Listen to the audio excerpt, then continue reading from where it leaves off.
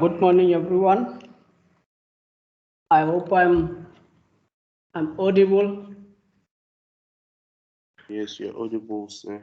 All right, great. So today we are doing exponential functions. Exponential functions are similar to power functions. The only difference is the roles are swapped. With a power function, the power is the constant, while the base is a variable. But with exponential functions, the constant is the base and the power is the variable.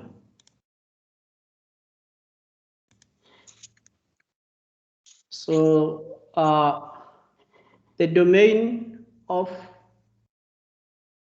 an exponential function is the whole set of real numbers, and the range is all positive real numbers. All positive real numbers, it means 0 is excluded because 0 is neither positive nor negative.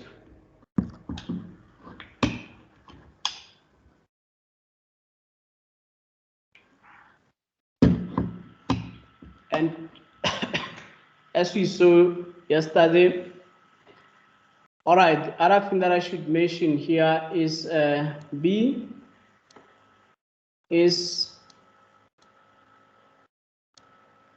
also positive.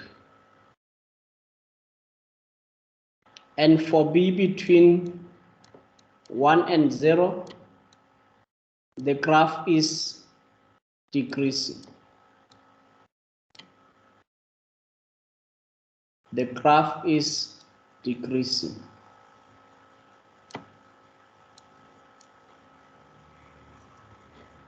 And this also tells us that y equals to 0 should be the horizontal asymptote.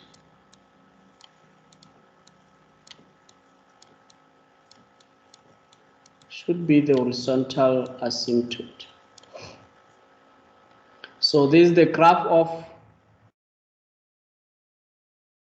the exponential when b is between 0 and 1. And the graph when b is 1 is just a constant. This is y equals to 1.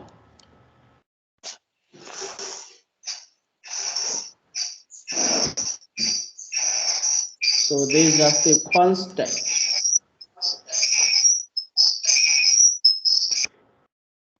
This is just a constant. And the graph when b is greater than 1 is an increasing function, which is given by this. And this is always 1 for all of them. This is when b is greater than 1. This will also pass at 1 is clear because y equals to 1 for all of them, and this is also 1. Why is this? Why is the y-intercept 1? Because we know that a constant to power 0 gives us 1. So it doesn't matter for all of them, they will pass at this point. All of them, they will pass at the point y equals to 1 when x is 0. When x is 0, they will all pass at 1.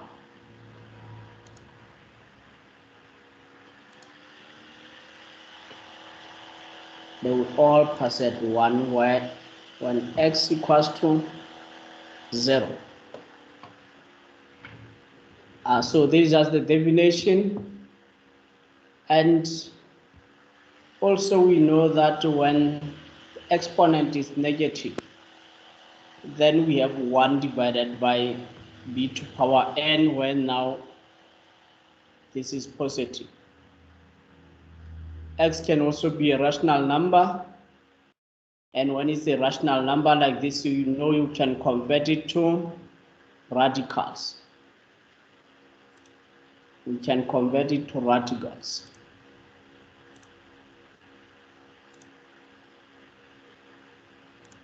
So this is how it can be converted. So these are the graphs, and the increasing graphs, b or the base is greater than 1. We have got 1.5, 2 as base, 4 as base, 10 as base. And when b is 1, we have that constant graph. The constant will just give us a straight horizontal line. And when b is less than 1, then we have decreasing functions. B is given by decreasing functions. So here the graphs explained again. And also know that when we have something like this, 1 divided by b, all of this to power x, we can put x, we can distribute x. We will have 1 to power x divided by b to power x. But 1 to power x is 1, and we are going to get 1 over b to power x, which this can be written as b to power minus x. And this is just the reflection of b to power x about the y-axis. So if you know the graph of b to power x, where b is greater than 1, therefore the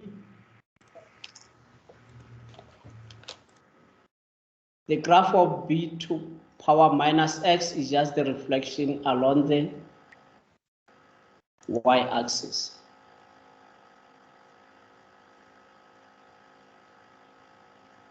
Which means this is like the examples that are given, 1 over 4 to power x. We know that 1 over 4 is less than 1. And hence its graph is going to be a decreasing one. Like the first one is going to be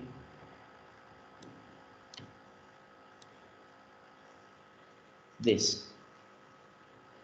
But this is also the same as 4 to power minus x,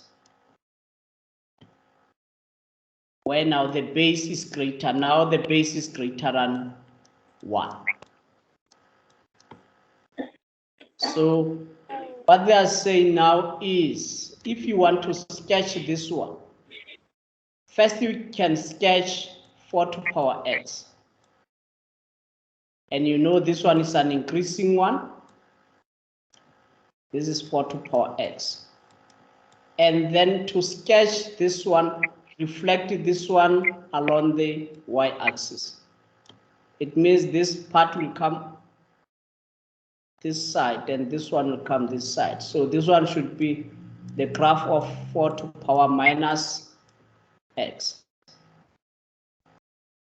which is the same as 1 over 4 everything to power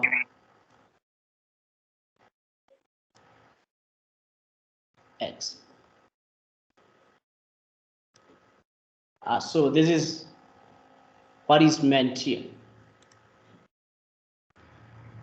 Then we have got lots of exponents, and this will also help us to simplify or to, yes, basically to simplify, even to factorize, we can use this. We know that b to power x times b to power y, when the base is the same but the exponents are different, we just write it as one base and then we add the exponents. When we have got b to power x minus y, this, remember the minus, we can write it this way or this way. Now this means that we have b to power x times b to power minus y. We have b to power x minus y. This can be written as b to power x times b to power minus y. But we know that b to power minus y is the same as 1 over b to power y. Therefore, now multiplying this, we multiply the numerators, we get b to power x. We multiply the denominators, we get b to power y. So this is the law, number 2. Then other one is when we have b to power x, all of that to power y. We can write it as b to power, and then now we multiply the exponents. So this is rule number 3. It says b to power x, all of this to power y. When you've got a situation like this, we simply multiply the exponents together.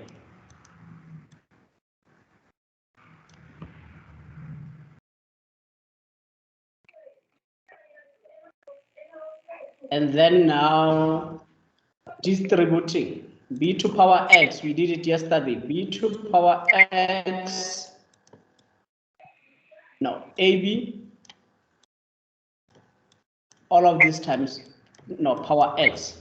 This is the same as a to power x multiplied by b to power x. So indeed we can distribute the power. Even when can be c, all of this to power n. This is given by b to power n and c to power n.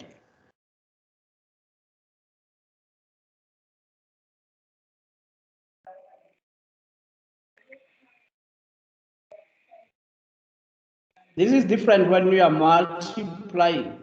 I've seen people when they multiply saying that 2, let's say it's 2 times x, maybe x minus 1. And then they want to say this is the same as 2x times 2 times x minus 1. This is wrong. This is wrong. You only multiply once.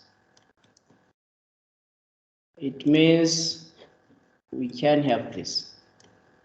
This is correct.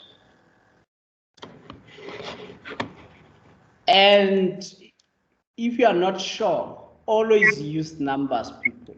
If you have got 2x, this x minus 1, always use numbers. If you are not comfortable with the variables, you can assume that x equals to 3, then x minus 1 will be given by 2.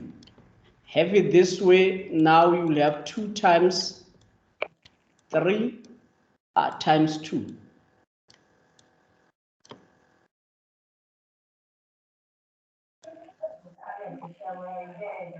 Just evaluate this as it is on the calculator. Plug it as it is on the calculator.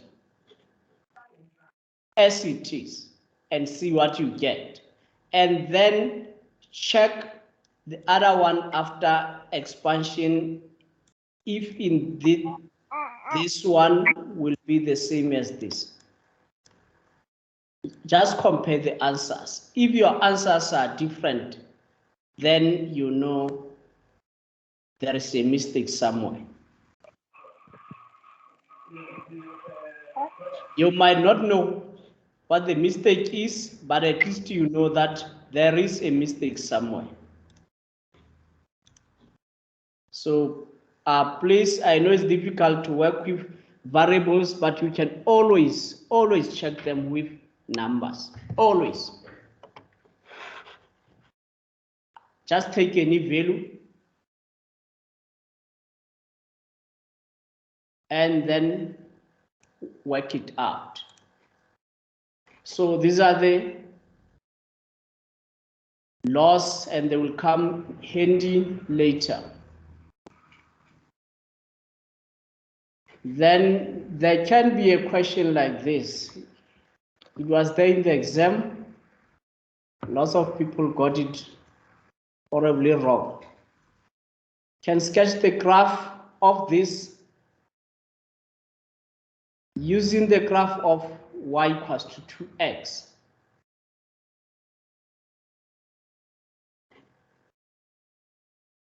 We can be asked to sketch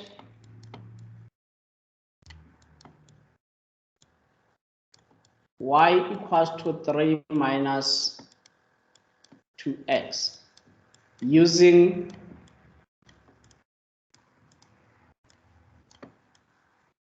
the graph of y equals to 2 to power x. Sorry, I made a mistake here. It should be 2 to power x.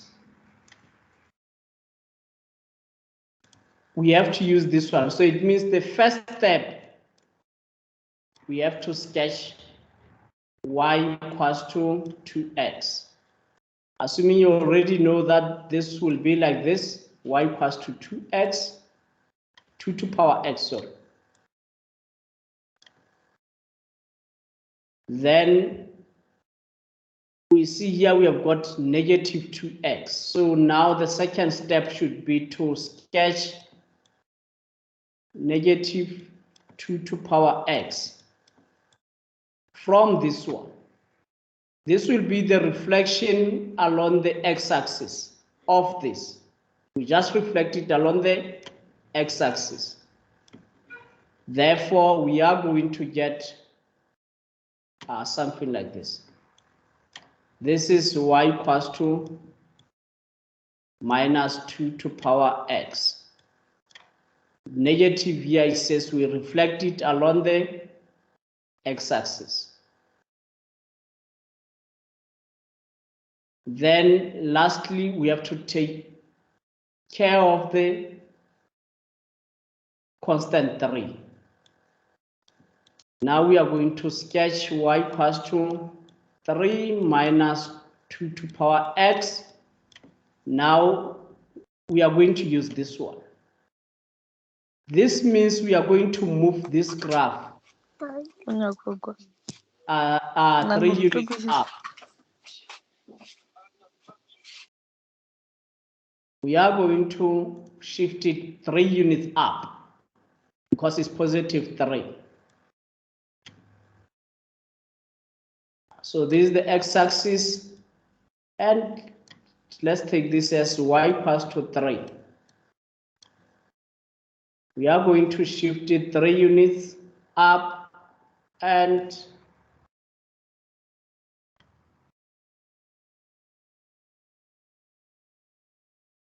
this will be the graph. So this is how we can sketch this using the graph of this one.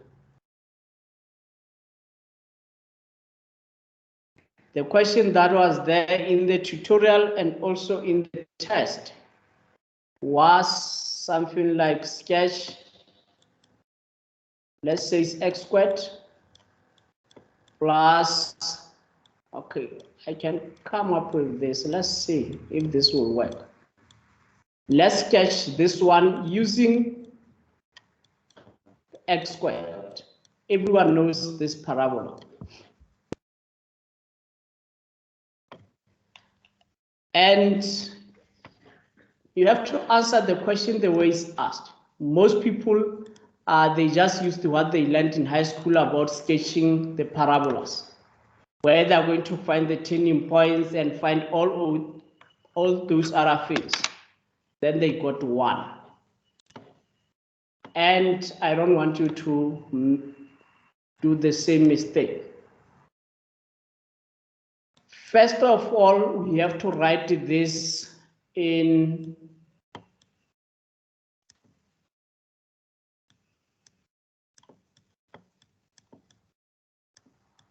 we have to complete the square. Luckily for this one, I'm not going to divide and do all those other fields.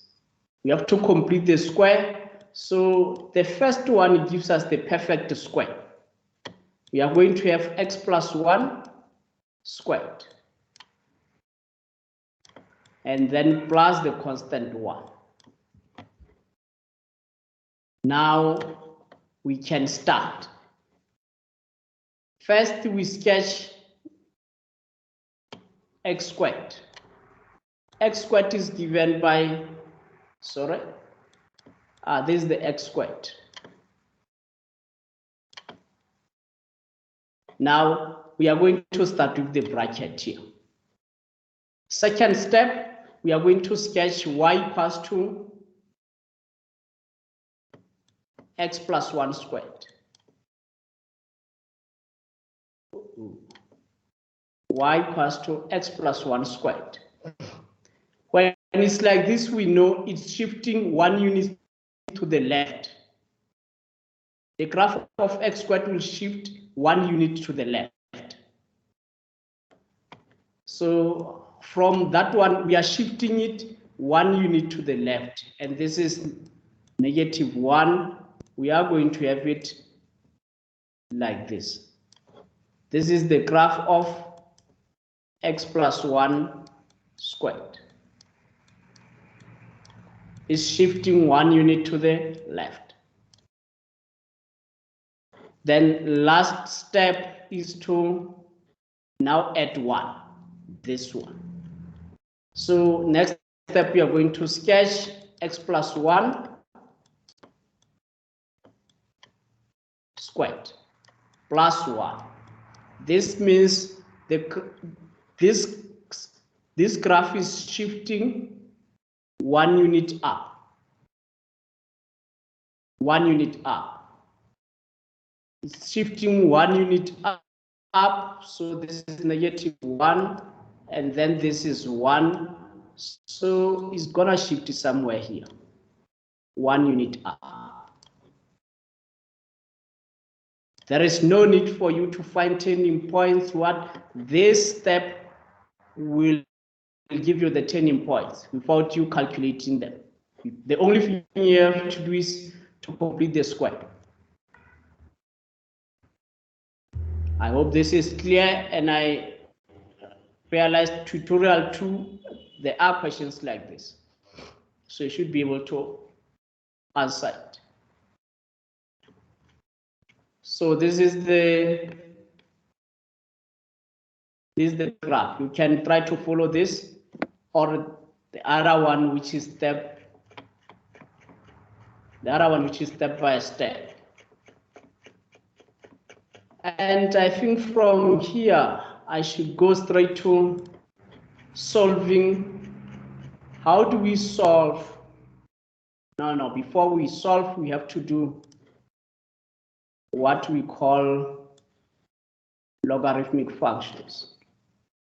But before we do logarithmic functions, we can start. Yes. Are we done with the question?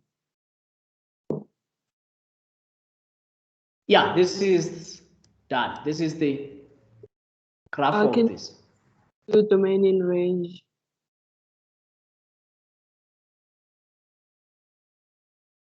From the graph, we know that the range will start from 1 all the way upwards for this one. The graph for the range for this one will be y is greater or equal to 1, because we are taking the y values. So we look from the graph, this is from 1 all the way upwards, all the way to infinity. And then the domain of all polynomials, this can go all the way to negative infinity and also all the way to positive infinity. Hence, the domain should be given by this. Because remember, we can read the domain and the range from the graphs also, where the range are the possible values of y. I'll say So only hello. Yes. If you're saying the domain is negative infinity to positive infinity, are you correct? Yes, perfect. This is the same as negative infinity to infinity. In fact, the system that we were using last year from Cengage, it wanted the domain and the range in set format. Sorry, sir. Yes? Yes. The brackets. Yes.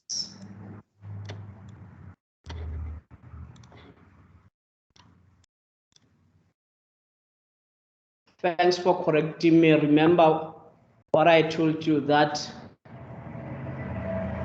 I can make mistakes and no one will punish me, but you can't afford to make any mistakes. Thanks for that.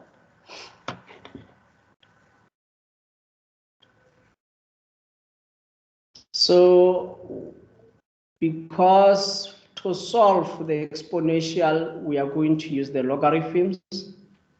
And to solve logarithms, we are going to use the exponentials.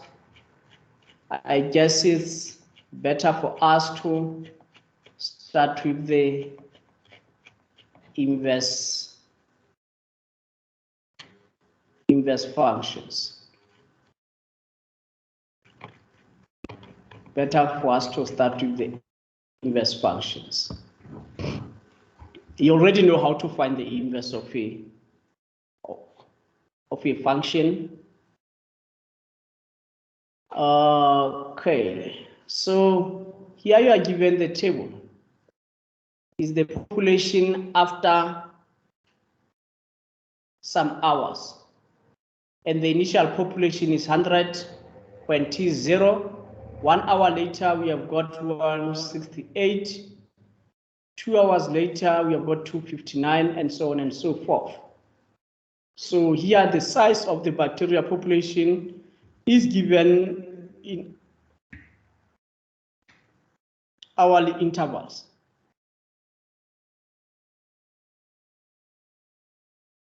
So we know that the population can be defined as a function of time.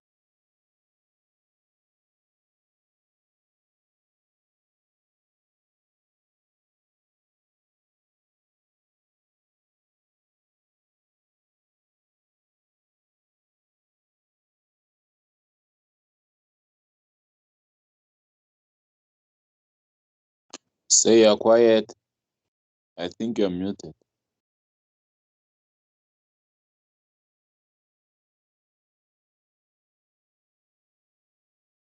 Hello, Michelle. All right, sorry, this is crashing as usual. So here we are given the population as a function of time. So many hours the population is given by this. But now the question can be asked differently. Given the population, can you give us the time?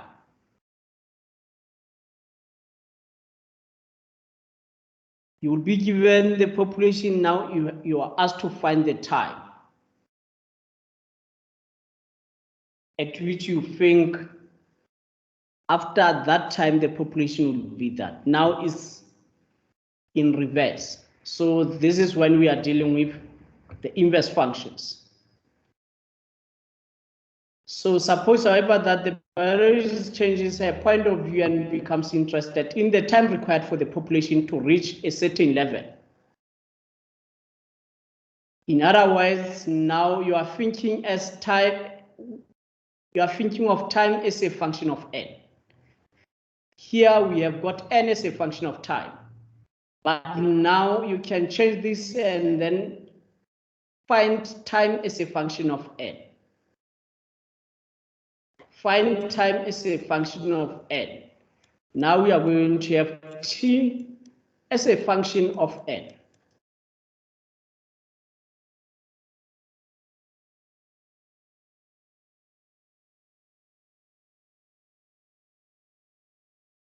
So this is called the inverse function. And it is denoted by f to power negative 1. And f to power negative 1 of, let's say, x, it is not equal to 1 over f of x. This is where math gets confusing. With values or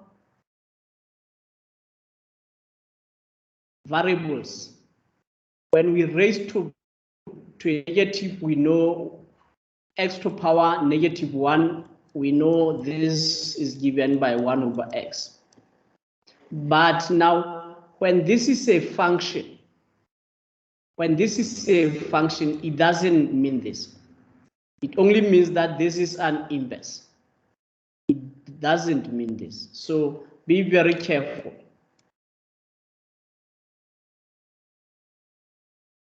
Because if I ask the question, find f inverse, which is f to power negative 1. If you write 1 over n, then obviously you get it wrong. So please be careful with this. This is denoted by f to power, this n is read f inverse. So thus now we want t equals to f inverse n. This is the time required for the population to reach a certain level. So from the table, this is how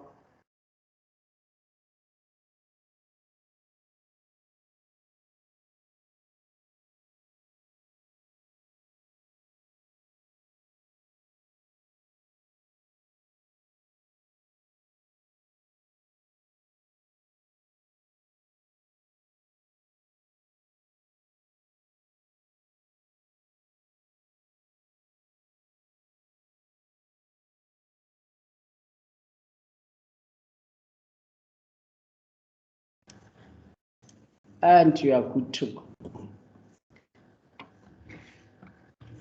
Because now I will have to memorize the error that I'm getting here, because IT, they want this error. And it's definitely not the data or the network when it's slow. Inverse functions, they possess a very unique property, which is called one-to-one. Any function that is one-to-one possesses an inverse. Y equals to x squared, it is not one-to-one, therefore it does not possess an inverse. And how do we check one-to-one whether a function is one-to-one? We use what we call a horizontal line test. You can see this line, it cuts the graph at 2 points. Therefore, it is not one-to-one. if we want to make it 1-to-1, we can take only one side. From 0 upwards, this now is 1-to-1. As you can see, the horizontal line, it only casts it once. So this x squared, but x greater or equal to 0. Now this is a 1-to-1 function. Therefore, it possesses an inverse. And the inverse can be written as square root x, the positive square root x. This is the positive square root x. But when we decide to take the other side, where this is still x squared, but now the domain of this is x less or equal to 0. And there is a question where someone asked, why was it given the way it was? But we are dealing with limits there. We are studying limits on Monday.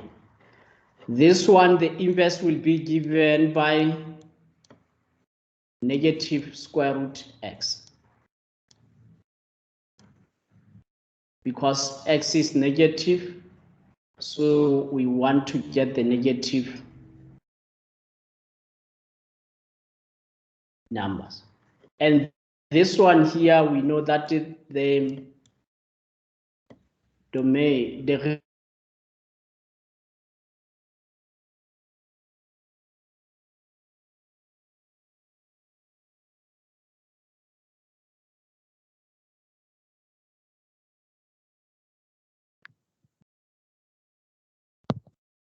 ngisabuzwa mfo.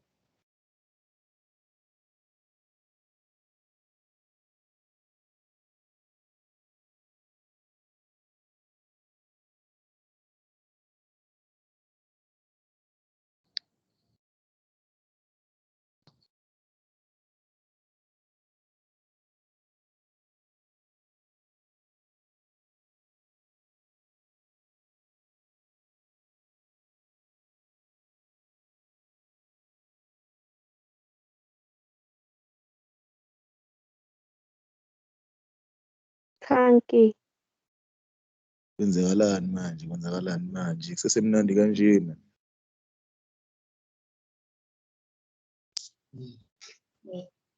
Yini emnandi la? Hey.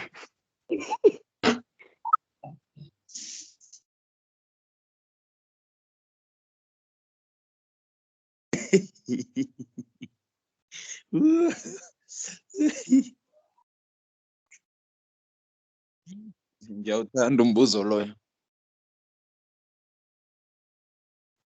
Awabona ama-inverse la wena. Uduma iy'nkanyezi. Ayiney'nkanyezi ezingcono la. Emmethi ngicelela imali kuMotsipa la.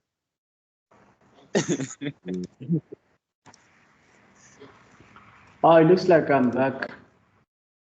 This keeps crashing. Sorry about that. So now this will be a negative square root x because the x is negative. X is negative, so, but you know that the x squared will be positive. The most important thing here is to check the domain. Check the value of x or the sign is positive or negative. That's when you will know whether you have to have the negative square root or the positive square root. So this is also a 1-to-1 function.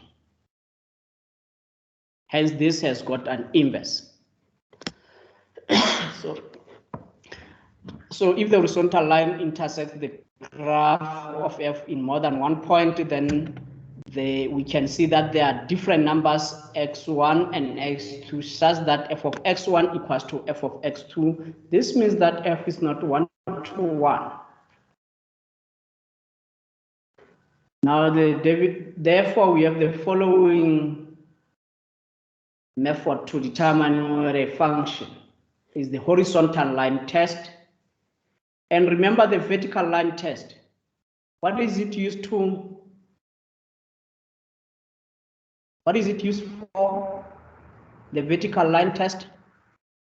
To determine whether the curve of the curve in the plane is the graph of the function.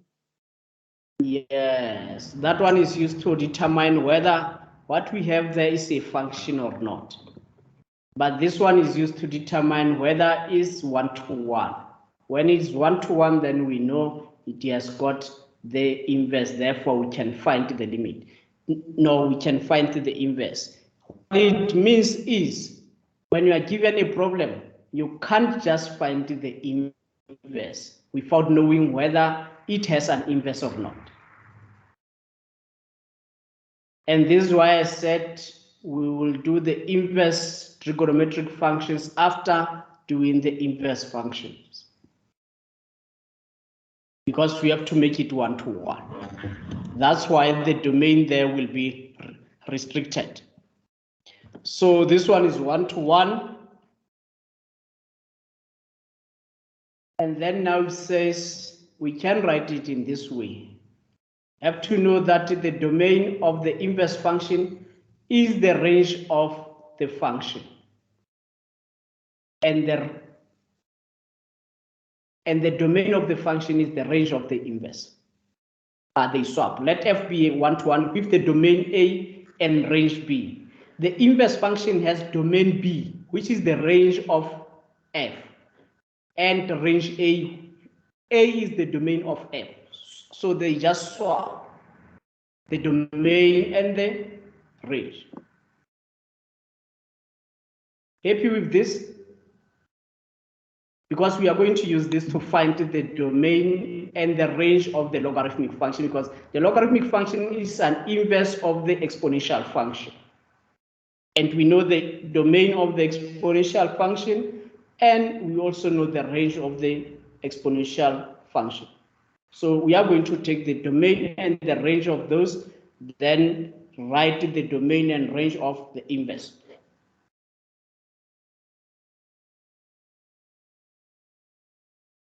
All right, so another thing, all right, here it is, the domain of this is the range of f, and the range of f inverse is the domain of f. So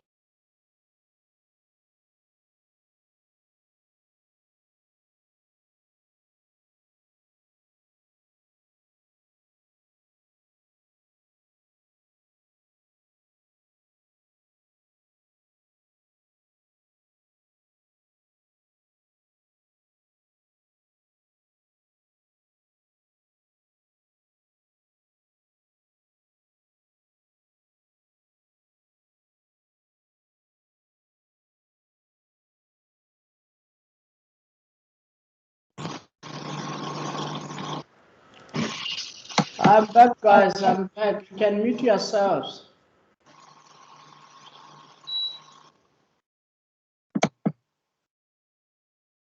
Friends. So this should be simple enough for us to determine the domain and the range of the inverse. As long as we know the domain and the range of the function, then we automatically know the domain and the range of the inverse function. So from here, what we can say is f, it gives us y from x, but the inverse, given y, it takes us back to x. It takes us back. So here is very important thing for you to know. This is the composition. What it says is the composite functions of f and f inverse, they give us x. And the composite of f inverse and f, it also gives us x. you are going to use this to check whether your workings are correct when finding the inverse. We are going to use this. For example, we can try to find the, I don't know if this can be x equals to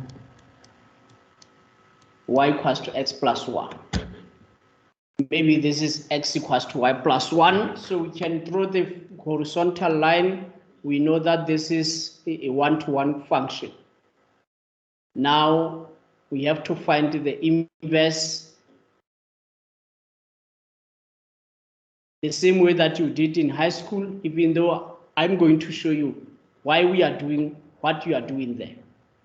Now, you know we have to swap, so we have x equals to y plus 1, and then we make y subject of the formula. This gives us x minus 1. So this should be the inverse.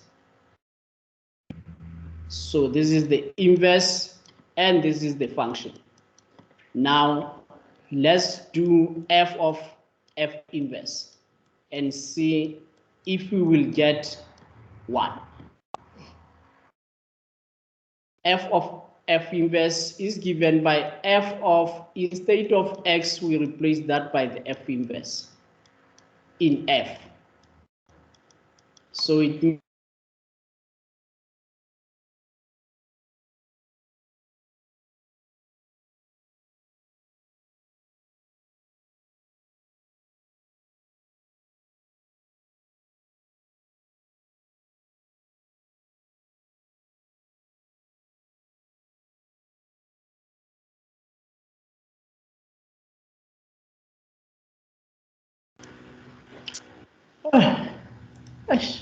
getting tired with this. So this is f inverse x plus 1 because we are replacing x by f inverse. This is what this means. So now we have got x minus 1, which is the inverse here, plus 1. 1 minus 1 is x. So we get x. So this is how we can check if our workings are correct. I don't want to see people sending me their workings and asking me to check whether indeed the inverse is correct. You can check it yourself. This is how you check it. Or if you want to use the f inverse of f, it's still the same. We are going to have f inverse of f of x. This gives us x minus, which is f of x, because we are replacing x by f minus 1. We go back to f, we know that f equals to x plus 1 minus 1, and this still gives us x. So the composition of a function and its inverse will always give us x, always give us x. Will always give us x, always.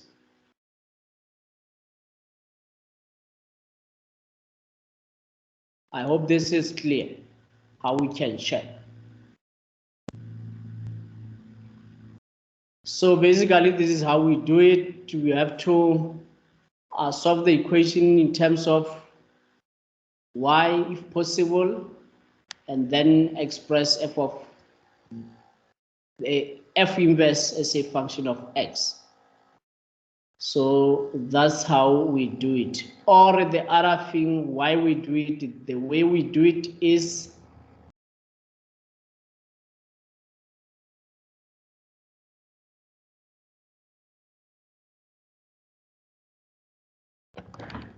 this one. Note that here we are saying that the f inverse of y gives us, no, the f inverse of x, it gives us y from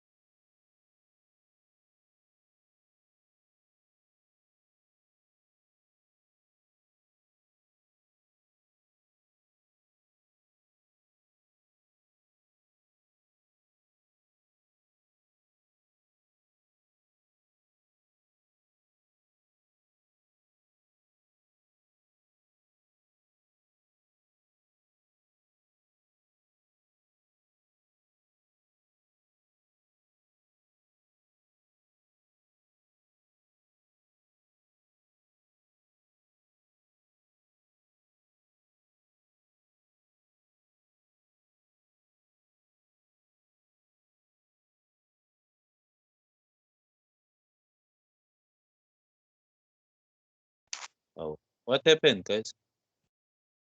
So you are muted. First. Really? What's going on? Class dismissed. Nako iqediwe. Tshifhinga tsho fhela.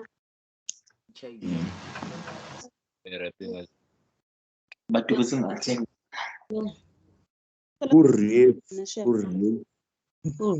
Ama-domain kanjani? Ndawo.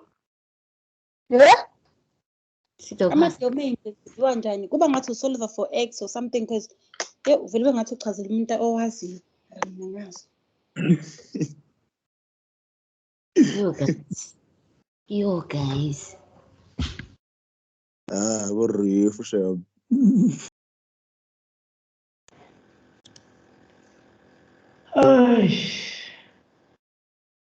Yeah. Sorry, I'm back, but it's time. So we will continue from this. The only thing that I just wanted to mention why we are swapping is from here. That note that we can write the inverse in this way. Let's call this equation 1. Then we know equation 2 is like this, f of f inverse. But now we know that the f inverse is written as y. So we can substitute f inverse with y. Now we know that f of y equals to x. That's why we end up swapping the x and the y when we solve for the inverse. Thank you very much. Let's finish the logarithms tomorrow and inverse trigonometric. Then it would be good to complete tutorial 2. Let's meet. Yes, let's meet tomorrow. Yebo.